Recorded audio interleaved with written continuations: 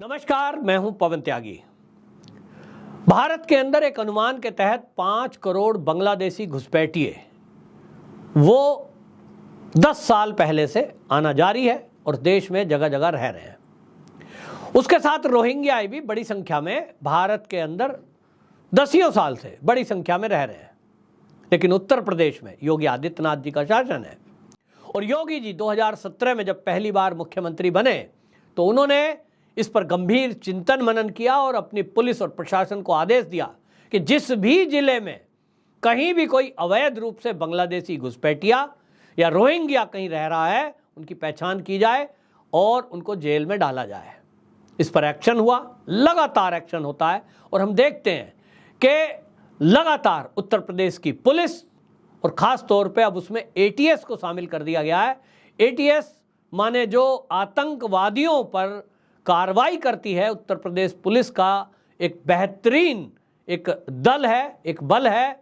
और ये जो है एंटी टेररिस्ट स्क्वाड जो एटीएस है, ये पूरे भारत में अपने अच्छे कामों के लिए और आतंकवादियों के विरुद्ध कार्रवाई के लिए माना जाता है।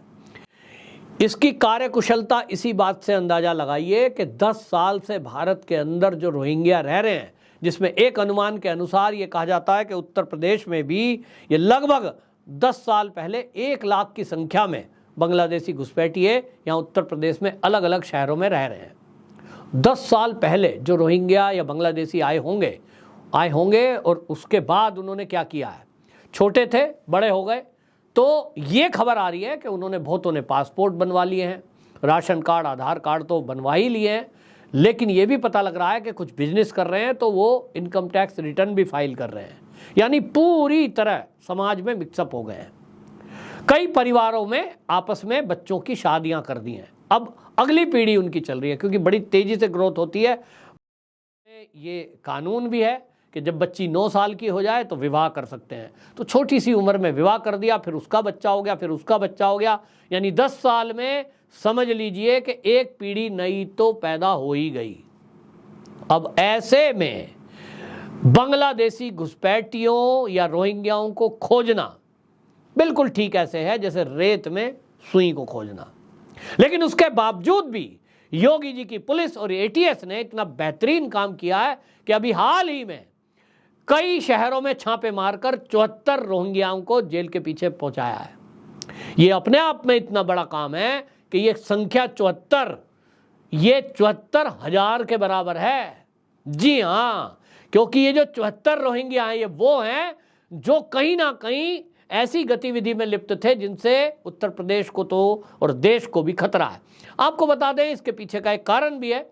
ये पूरे देश से बाहर होने चाहिए थे, लेकिन हमने देखा कि चाहे ममता बनर्जी हो, चाहे दिल्ली की केजरीवाल सरकार हो, और 10 साल पहले आप देखिए जब कांग्रेस की सरकारें थी उसके पहले से भी यहाँ रोहिंग्या बांग्लादेशियों का आना जारी था। उनको तो संरक्षण दिया जा रहा था। ममता बनर्जी की सरकार में आज भी उनको सारी सरकारी सुविधाएं मिल रही हैं और वो जैसे ही बांग्लादेश से पार होकर आते हैं उनके लिए पूरे गिरोह तैयार हैं जो उनको रचना बसना, मतलब कहाँ रहेंगे, क्या व्यापार करेंगे, कहाँ उनका फार्म बनेगा, कहाँ उनका सब कुछ कागज बनेगा, वो सारा अरेंजमेंट करके देते हैं और उसके बाद भारत के अन्य भागों में वो पहुंचते हैं। जब कुछ सरकारें, विपक्ष के नेता उनको संरक्षित करने में लगे हैं, ऐसे में उनको खोज पाना कितना कठिन काम है। अब ये कार्रवाई करने की आवश्यकता क्यों है, आप इस बात को समझिए।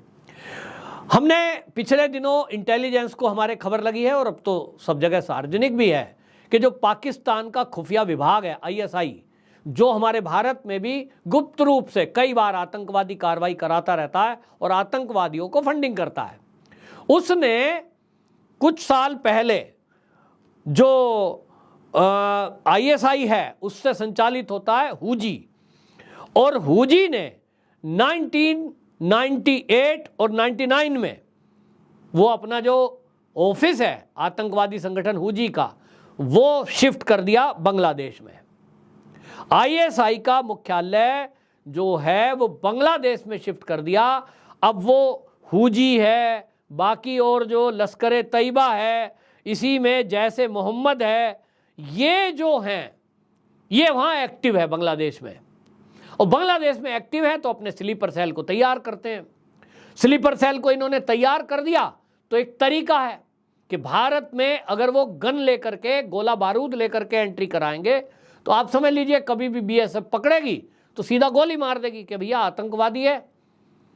लेकिन वो क्या करते हैं, उन्होंने टेक्निक अपनाई है कि ये जो बांग्लादेशी हैं ये चाहे आईएसआई हो, और इसीलिए वहां तैयारी क्या की जाती है कि वहां तैयार करा जाता है बांग्लादेश में कि भाई आप जो है ऐसे खाली हाथ जाइए, महिलाओं और बच्चों के साथ जाइए, ताकि अगर पुलिस पकड़ भी ले तो आप दयनीय स्थिति में आ जाओ, हम तो जी फटे हाल हैं, हम तो गरीब हैं, रहने को घर नहीं है, खाने को रोटी नहीं है, ये देखिए बच्चे हैं, ये महिलाएं। और ये पूरी प्लानिंग होती है, आईएसआई की पूरी प्लानिंग है कि महिलाओं और बच्चे को आगे करके अपने आतंकवादियों को जो कि ट्रेंड है उनको कैसे अंदर घुसाया जाए। और फिर जब वो यहाँ आ जाते हैं, क्योंकि पहले से ट्रेनिंग ली हुई है, यहाँ आकर उनकी व्यवस्थाएं करी जाती हैं और यहाँ धार्मिक स्थलों का दुरुपयोग किया जाता है, यहाँ संगठित तौर पर उनको मदद की जाती है और बाकी का काम फिर वो यहाँ आकर करते हैं। मंगलवार के दिन ही इसी संगठन ने जो संकट मोचन मंदिर, हैदराबाद, जयपुर एक साथ मंगलवार को धमाके किए थे। तब पहली बार पता लगा कि हुजी नाम का संगठन इसके पीछे है और हुजी के पीछे आईएसआई है और ये बांग्लादेश से संचालित हो रहा है। तब एजेंसियों के कान खड़े हुए कि ये जो बांग्लादेशी हैं क्या इसमें वो भी लोग हैं जो आईएसआई के स्लीपर सेल हैं।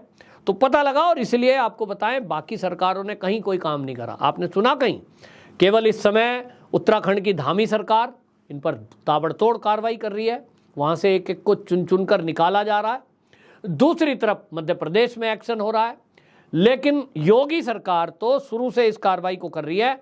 और अभी तक आपको बता दूं, सहारनपुर, मेरठ, हापुड़, गाजियाबाद, अलीगढ़, मथुरा, ये सब जगह छापेमारी एक साथ हुई। 20 मई को देवबंद से 2 बांग्लादेशी, ये 4 दिन पहले ही अभी पकड़े हैं।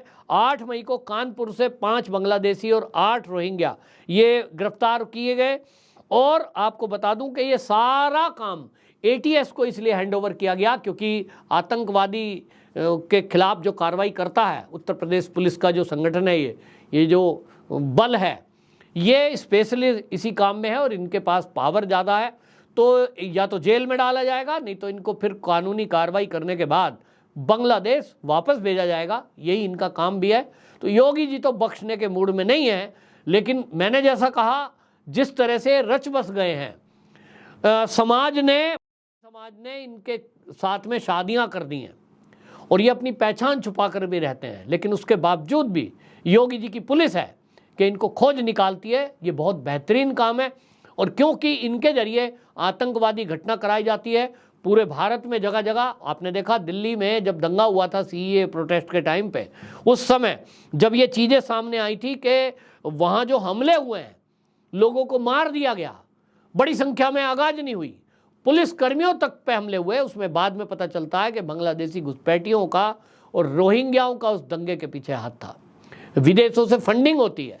तो ये हमारे देश के लिए नासूर हैं, लेकिन ये जो देश का विपक्ष है ये इनके पक्ष में ऐसा खड़ा है कि ममता बनर्जी तो खुलकर बोलती है कि एक भी बांग्लादेशी को बाहर निकाला तो ठीक नहीं होगा, मतलब उनको संरक्षित करने के लिए खुलेआम। वहीं दूसरी तरफ केजरीवाल सरकार है कि एक तरफ योगी जी ने उनको यमुना का जो खादर क्षेत्र बोलते हैं वहां बुलडोजर चलाकर उनकी झुग्गियां तोड़ी, तो अमानतुल्ला खान तुरंत उनके स्वागत में तैयार खड़ा हो गया। और आज भी ओखला में, सीमापुरी में और दिल्ली का जो जहांगीरपुरी है, वहाँ खुलेआम ये बांग्लादेशी घुसपैठिए बड़ी संख्या में रह रहे हैं। सरकार संरक्षित करेगी, सरकार इनको एक अपने वोट बैंक के तौर पर लेती है और उनको वोट बैंक के आधार पे ही उनको सारी सरकारी सुविधा आपके और मेरे टैक्स के पैसे से देती है। इन राजनीतिक दलों को कोई मतलब नहीं है कि ये देश में कहाँ बम फोड़ेंगे, ये किसको नुकसान पहुंचाएंगे। इनको केवल अपनी वोट, अपनी सरकार की चिंता है। कार्रवाई भाजपा शासित राज्यों में हो रही है और इसीलिए देशवासियों को समझना चाहिए कि देश के हित में कौन है। वंदे मातरम।